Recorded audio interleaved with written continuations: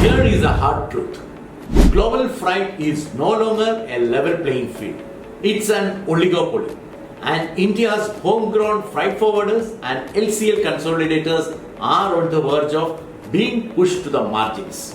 While India aspired to become the world's next manufacturing hub or powerhouse, its local logistics players struggle to scale.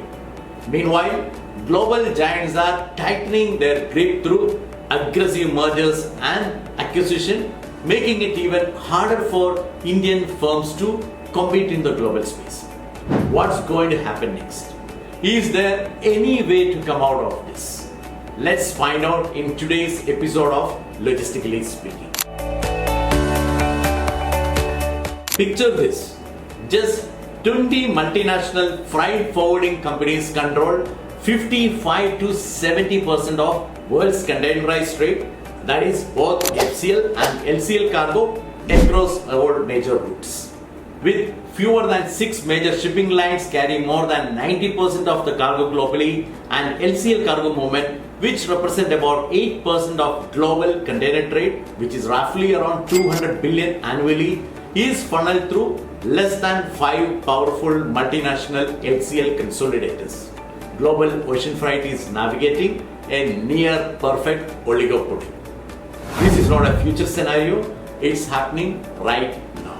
Multinational giants like Kuehne+Nagel, DHL, DSV, Hellman, Sinotrans, Nippon and others from countries like Germany, Japan, the US, Korea, Taiwan and China have built close ecosystems that favor their own offices, their national shipping lines and LCL consolidators.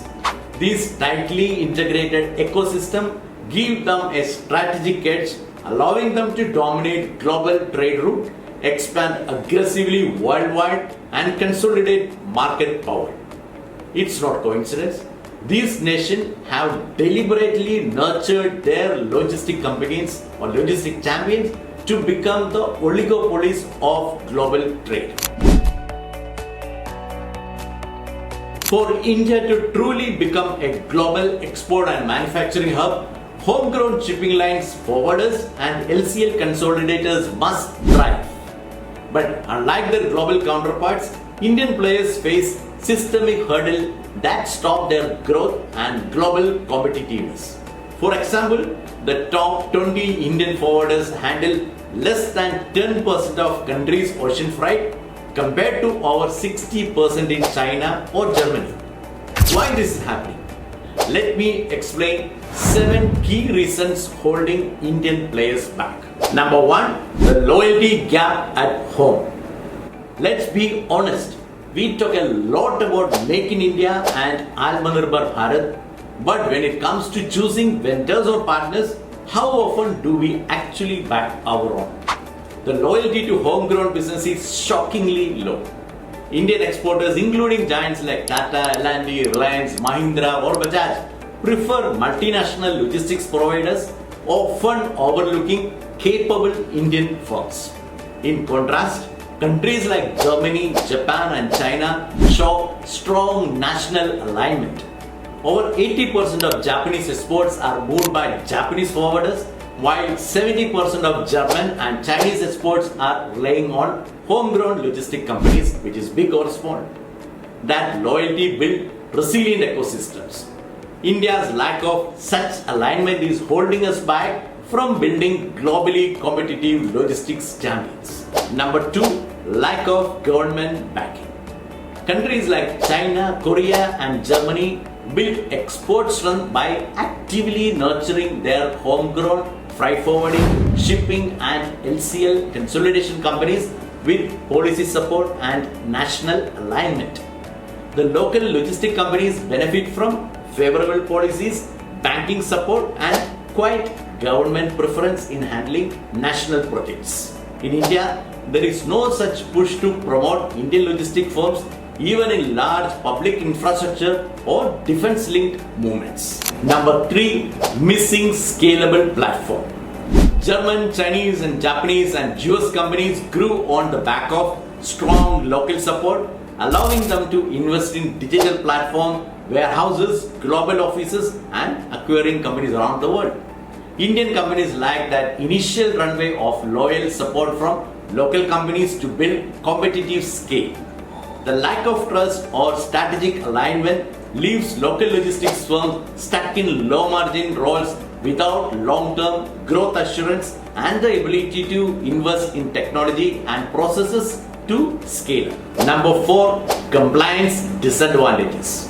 Indian tax laws, GST and other regulations create a compliance burden when freight is routed domestically.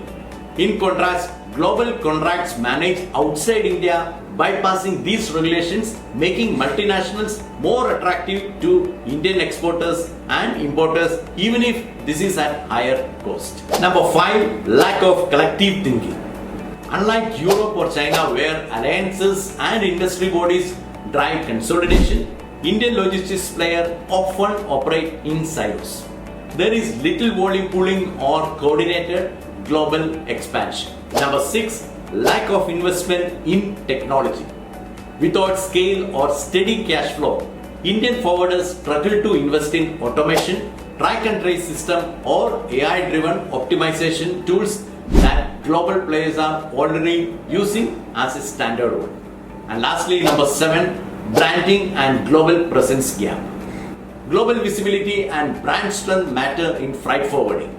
Most Indian firms lack recognizable international branding or overseas offices or agency network, reducing their appeal in global bids. With India's merchandise export projected to reach $1 trillion by 2030, gaining control over logistics is critical for ensuring global competitiveness and long-term resilience. To drive this transformation, a focused execution roadmap is needed across 8 key areas, each vital to enabling India's rise as a global manufacturing and trade powerhouse in the logistics industry, especially in LCL consolidation and freight forwarding segment. Number 1, grow the culture of backing local. Large Indian exporters must prioritize partnership with Indian logistic firms, especially in government and infrastructure-linked freight projects. This shift will give domestic players the scale and confidence to invest in capacity and innovation. Initiatives like 100% use of domestic players for Indian infrastructure-related build-up would act as a booster for scaling up of Indian logistic companies. Number 2, move from undercutting to upgrading.